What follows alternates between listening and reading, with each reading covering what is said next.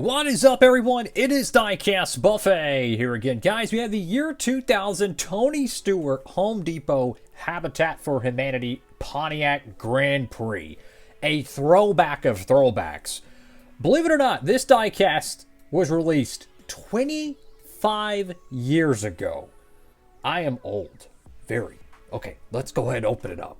I'm kidding. We're going to take a closer look at the card now. All right, fellas, so time to kind of take a nostalgic trip back to the 2000s.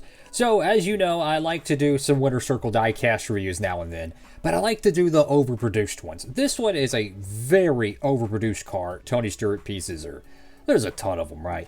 So we're going to be opening up this one a little bit, but I wanted to show the packaging design and why I love the freaking Winter Circle line so much. What a cool design. You have the star, you have like the star pattern, then you have the plastic hood accessory, which has like, it might have a magnet or it has a place where you could put a magnet. And then you have the actual die cast right there. Very easy to see. Love this packaging design. So this right here is actually a sticker that they would place on it. So it's basically a generic card back, and then they would put a label on here for whatever the driver is. So if it's Mike Skinner, if it's Jeff Gordon, Dale Earnhardt, X, Y, and Z. Hasbro, this was the last year Hasbro, I think, owned Winter Circle / Action or something like that. Go to the back panel of it. There is really nothing exciting about it. Now, there was some in year 2000 that had some amazing back artwork. Check this out. Look at this. Like, this is such a throwback, man. But this is another year 2000 Tony Stewart. But yeah, like the card backs, they varied, right? They had little, I wouldn't say series, but they had little themes and stuff to them. But yeah, these things were overproduced till the cows come home. So as I've said before, I don't mind opening these up. There's probably 5,000 to 10,000 of these things still floating around that haven't been opened up. So there's plenty to go around. I'm going to go ahead and carefully open up this piece. I'll be right back. All right, fellas, brand new out of the package. This car waited about 25, maybe 26 years to be opened up, and finally here in a jabroni studio, it absolutely did. Again, it's an overproduced car, so I'm not worried about it. What blows my mind is how amazing condition this car is. Keep in mind, this could have been factory made in 1999 or factory made early year 2000. This car is painted white. I don't see any yellowing at all on this car, okay? White paints yellow very quickly. Not to mention the plastic, the clear plastic. People forget how cheap plastic is. The fact that there's no yellowing on it, insane quality from a diecast that was factory made 25 years ago.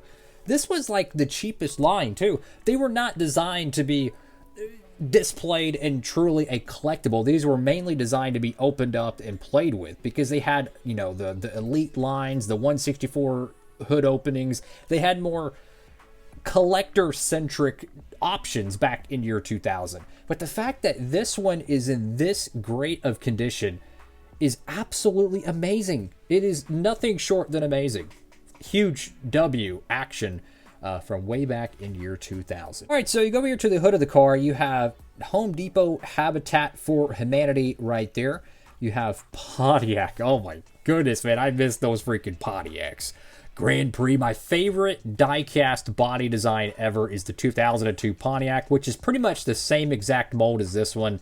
Pontiacs really didn't change their body style too much from 99 to year 2002. Love this. Something about that body design just looks so cool on the racetrack. So you have a whole slew of contingencies here. I mean, it is retro as retro gets. Got number 20. You got Moog, Clevite, Simpson, Edelbrock, Plastalock, Wix Air Filters, Union 76. Go to the left side of the diecast. And I believe this car, let me move the camera just a little bit. I believe this car actually won Homestead in year 2000. I could be tripping on that. As Tony Stewart's teammate Bobby Labonte would go on to win the championship. I don't know if it was this paint scheme or is it another one because he had another Habitat paint scheme, I think. It might have been 01. I'm not sure, but I'll probably check after this video. So if I don't edit it into the video, forgive me. So you got Rigid there. You got the Home Depot. Number 20, you got Gum Out. A crap load of contingencies here. I mean, you got some of these I've never even seen before. MCIworld.com. You got your bootleg Winston Cup logo. Amazing stuff. You got Hasbro, like the video game Hasbro, I think that's what it is. And then you have EA Sports. That is so cool. Back when they had two different brands for the NASCAR gaming universe. So cool, man. Turn of the Millennium. Really cool stuff. Got Goodyear. Is that a paintbrush? I think that is a paintbrush. That is so creative. So it's like a paint line. So they put a paintbrush there and it's like it's painting a line. That is so cool. Tony Stewart there, Pontiac. I always loved how Pontiac would do their wording on the B post. They would pretty much buy the B post logo, essentially. Or they would at least say, hey, you can't put other crap there. We want Pontiac there. But they would stagger it like it's like a tower. That is pretty cool. Coca-Cola. Go the back end of the car. Now, this is a little bit of an inaccuracy because this is a year 2000. But it has the rookie stripes. So is this a 1999 instead? This one might be a 1999. I am not 100% sure. I'll have to go back and do some checking because it says year 2000 on the packaging, but that really doesn't mean much. That could just mean it's a part of the NASCAR 2000 promotion. But that's definitely rookie stripes, and he was not a rookie in year 2000. He was a 1999 rookie, so I might have to go back and do some post-editing on that. Got Home Depot, number 20, Pontiac license plate. Oh, I just freaking love these Pontiacs, man. And the body style is very similar to a lot of late model cars. If you really look at it, like the rear bumper, these things are so similar to how modern day late model diecasts are. It's pretty cool how the Pontiac body style somewhat lives on. Go to the right side of this piece. I love how they put all the little different tools and stuff all over the car. Like this side you have like the saw, and then you have the paintbrush. This side you have the hammer. Looks like some, what do you call them? The clips, snips, whatever the biff they call them. Got a screwdriver there. Got a little paintbrush. Just really, really freaking cool. But yeah, I think he won Homestead in a paint scheme like this. It might have been another variation of it. I could be tripping. If this is a 1999, that would explain why the car looks a little bit different. At the top of the car, you have the number 20, the inverted color palette, which looks really, really cool. Got Husky tools and boxes right there on the deck lid. And again, I mean, this car was factory made 25 years ago. Look how amazing quality this is. That is fantastic. I mean, that is just absolutely fantastic, the quality for a car that was never designed to be something you would store for decades, right? Amazing.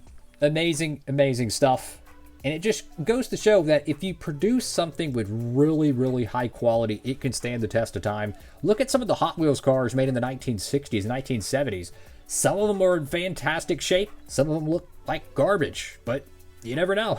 You know, storing the cars the right way is very important, sure. But if the physical factory product is not good, it doesn't matter how you store it. So both of them need to be a part of it. And I notice on the spoiler, the underneath here, it looks like the orange is a little bit, maybe, I don't know, a little bit messed up maybe. I'll be trying to get a good focus on it. But you can see kind of some spotted dots on the spoiler. You don't see it on the other side, but you see it on this side. That's a telltale sign that it's not fully painted.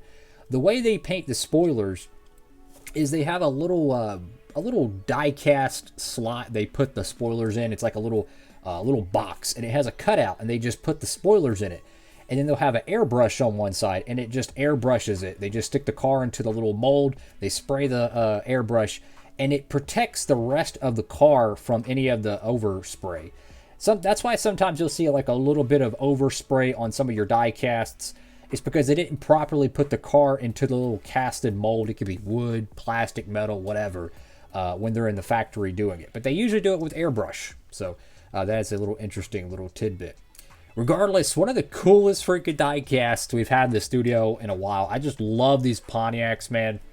They're overproduced till the cows come home. So if you're wanting to get this car, you can buy it brand new, find it, whatever, and you can open it up and no harm, no foul. We're going to show the plastic hood piece, and this one might be even more impressive than the diecast itself being in great condition, because this is plastic, okay? This is just a simple plastic hood. It says year 2000, but again, that doesn't mean anything. This still could be a 99 car. I'll triple check that. But I'm looking at it, and I really don't see any damage to it. Like, I'm trying to look for any cracks, any damage. Like, I see a little bit of something here, but I don't think that's actually a crack. I think that's a scrape. Like, maybe they scraped it in the factory. I could be tripping on that. But this is older than most people's Christmas ornaments. And you know how fragile those things are, because they're just cheap plastic, right?